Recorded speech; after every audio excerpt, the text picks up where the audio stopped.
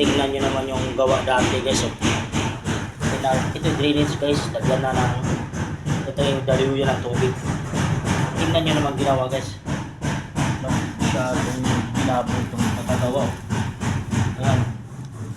Ayan. Masyadong ginabo yung patagawa guys. Hindi mo lang naawa sa may-ari. Nakagawa nito. Ito mo na biniak. Biniak guys. Yung PVC nga dos. Tapos pinaslak dito. Ayan o. Ayan o, bilokton dito. Kaya pala hindi siya pasok kasi may tubo. Mali pagkagawa guys. Kaya nangyayari nito, ulitin ko to, wasakin ko to. Ayan.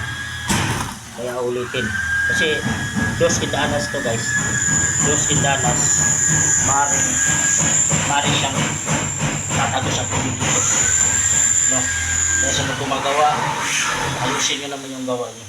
Huwag nyo masyadong burarain. Kasi inayos kayo ng pasahod dito. Ayan o, tama naman o.